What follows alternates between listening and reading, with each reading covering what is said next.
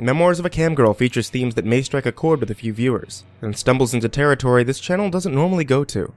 At times, it can get pretty graphic and somewhat sexual. It is not suitable for all audiences. Listener discretion is highly advised. Those who have read my earlier posts know that I seem to find darkness wherever I go. It's a bad habit that I clearly have no idea how to break, which is why my current situation should come as absolutely no surprise to anyone who's been paying attention. Apparently, that's a list that doesn't include me though, because upon finding an old desktop computer hidden behind the water heater in my girlfriend Alice's condo, my first reaction was to bring the computer home and dig through its files. In my world, that's called asking for it. I already had the remnants of a similar Dell model stashed away in the closet at my place, complete with compatible monitor, AC cords, etc., which made setup quite easy. I switched the tower on and was greeted by a Windows XP password entry screen for a user named Enid. Apparently, the original owner of this computer was a 90-year-old woman. Because a lot of my friends are terrible people, I knew that there were ways around Windows passwords that require little more than a thumb drive and several dubious password searches. But first, out of simple compulsive habit, I typed password and hit enter. And of course, it worked.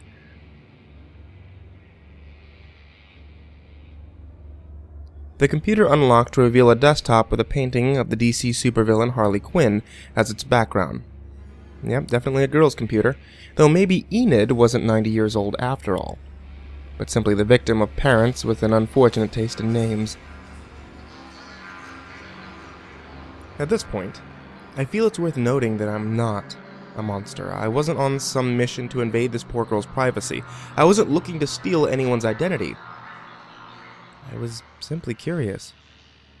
The maintenance guy had found the tower when he was replacing a part in the water heater, which was located at the back of Alice's bedroom closet. Enid was most likely a former tenant at my girlfriend's condo, who had used the closet for storage, but that doesn't explain why she had felt the need to wedge her computer behind a water heater. There were 7 folders on the desktop, along with a small assortment of program icons. Microsoft Word, Photoshop, a program for live streaming video that I had never heard of, etc. The 7 folders were labeled from top to bottom: music, movies, pictures, art, writing, video, and finally, logs. Call it the power of placement. But I clicked on logs. First mainly because every other folder had a name that was self-explanatory.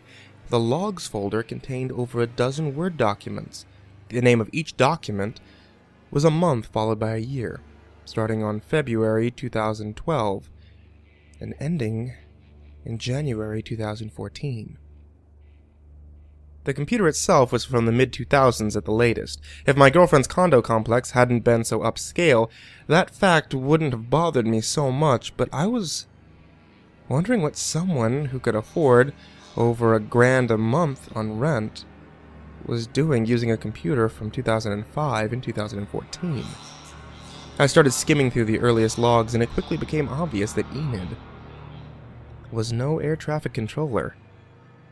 The following is a transcript of the first page of the earliest document.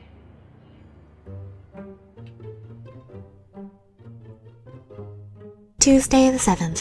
Client Best in Life starts at 12:40 a.m. Client requests that I position myself with my spread butt cheeks held close to the camera and to stay that way while occasionally calling him a dirty little limpdick slave boy.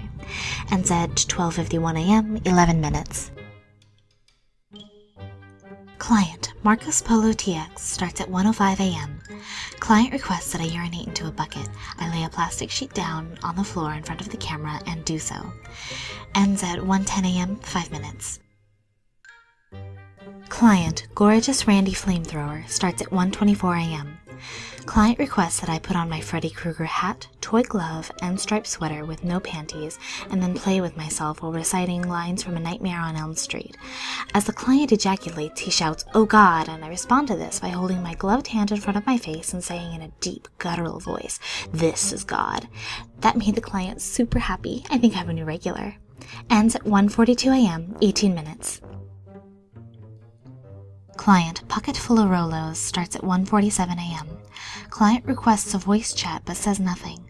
It sounds like he's sobbing. I don't know what to do, so I just sit there, staring at the camera. After a few minutes, he screams, why, and closes the voice chat. Ends at 1:51 a.m. 4 minutes. Client, Tony Montana Lives, starts at 1:58 a.m. Client requests that I kneel on the bed and expose my butthole to the camera. Client occasionally asks me to thank Daddy, and each time I say, thank you, Daddy, to which he responds, good girl. Ends at 2:07 a.m., 9 minutes. That's right. Enid was a cam girl. A woman who live-streamed herself acting out various requests from what was usually a lobby full of horny onlookers, though Enid's specialty was private video chats, more costly one-on-one sessions that presumably created an illusion of intimacy between camgirl and client. I say presumably because I wouldn't know. I get my porn the old-fashioned way, off free streaming sites.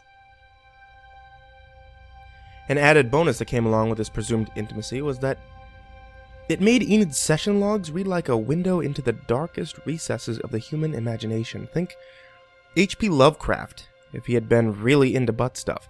Now, I can't stop reading them. I've never considered myself a particularly perverse guy, but there was this surreal quality to the dry tone of Enid's logs that fascinated me.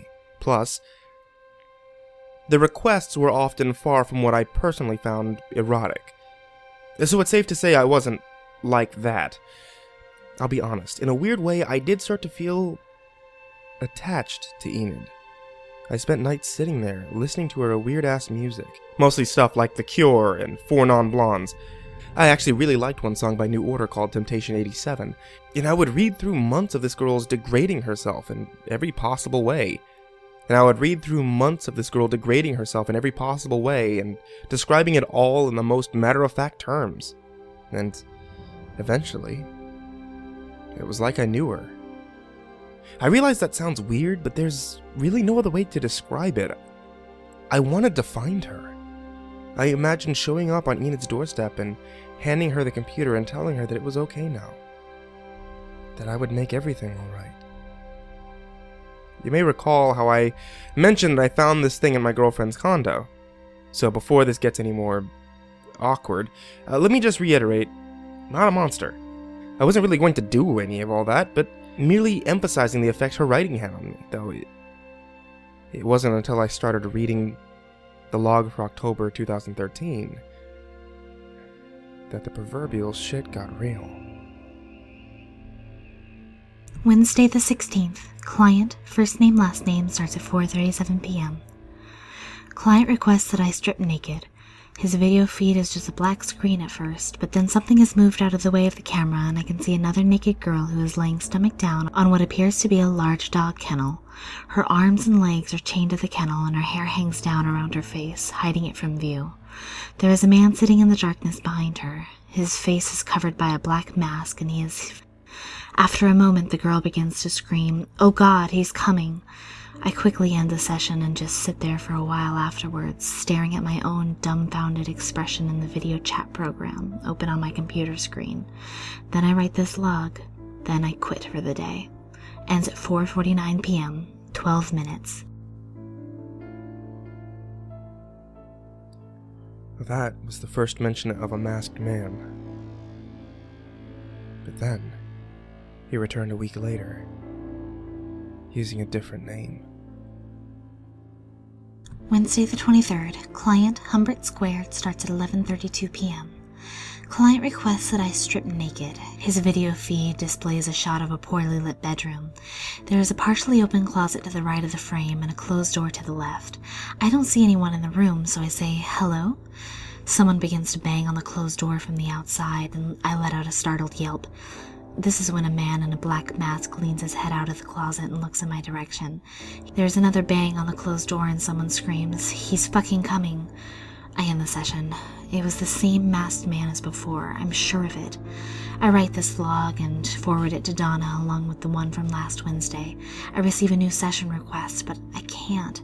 It's not that I'm afraid, but I am. Ends at 11:41 p.m., 9 minutes. Monday the 4th. Client, a king in infinite space, starts at 9:37 p.m. Client requests that I strip naked. I start to, but then stop when I see the video feed. It's of a woman working out on one of those at-home elliptical machines. She's watching TV and seems oblivious to the live webcam pointed at her. The woman soon finishes her workout and steps down off the machine, and that's when I spot him in the window behind her. The man in the black mask is looking directly into the camera like he's staring at me. Even before I see his bouncing shoulder, I know he's masturbating. As the woman uses a towel to pat herself down, the power is cut and the room goes dark. I hear the woman mutter something and then breaking glass and screaming, and then the session is ended. Gotcha, bitch. After the last incident, I decided to install a video capture program to record my sessions just in case this fucker showed back up. Sure, it's a huge no-no in my line of work, but what just happened makes me glad I did it. This has officially gone too far. I'm calling the cops. Ends at 9:55 p.m., 18 minutes. Tuesday the 5th. Well, the cops think I'm insane. First I call 911 in the middle of the night to report a home invasion that I don't know the location of. When detectives arrive to question me, I pull up my video of the session to find that I successfully recorded 18 minutes of a silent black screen. Not sure how that's possible. I already tested the program and followed the steps exactly. I spend the next hour convincing the detectives that I'm not crazy pants and/or attempting to file a false police report. I tell them about my job and the man in the black mask. Then I have the bright idea to mention that the past few nights I had this feeling like someone was following me during the walk from my car to my apartment. This makes the two detectives exchange a look, and after that they start to give me a lot of reassuring nods, but I can tell they've stopped listening. Just another troubled girl living alone, no man to support her, paying her bills through devious sex acts and hallucinating masked stalkers. If you've placated one, you've placated them all. I'm taking the day off. Realizing I needed to start documenting all this, I located the 18-minute black screen video and copied it along with the logs folder to a thumb drive. And that's when Enid's hard drive crashed. It was like the moment those files were extracted, the computer just keeled over and died. I sent the video to my friend Jay, who specialized in extracting usable data from corrupted files, along with an email explaining everything. He agreed to come over and check it out to see if he could salvage the hard drive.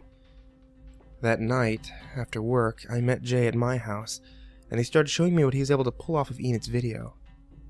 The file was mostly corrupted, but after loading it into an editing program and going through frame by frame, I was able to extract an image.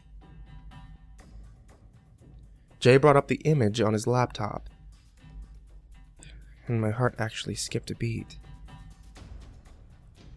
It was a close-up photo of a man in a black mask.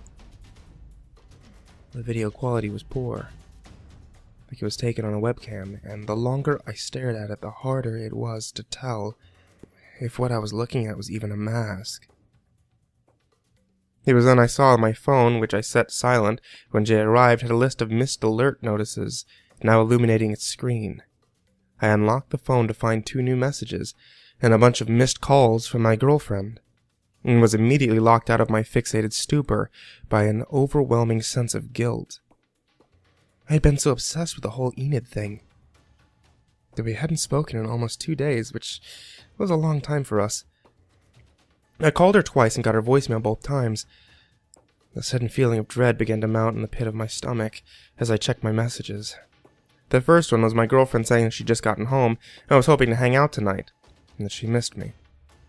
Plus, and I'm sure you're just gonna say I'm being paranoid, but you know how my parking spot is at the back of the complex and I hate it because it's like a million miles away from my apartment?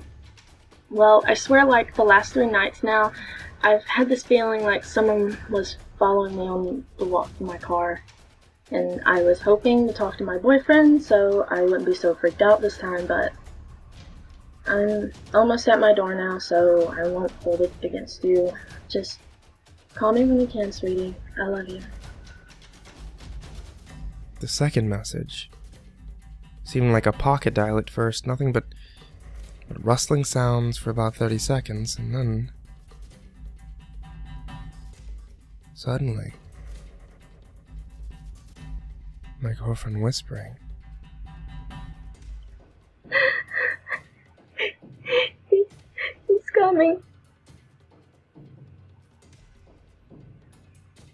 That was the last time anyone had seen or heard of her in over 48 hours.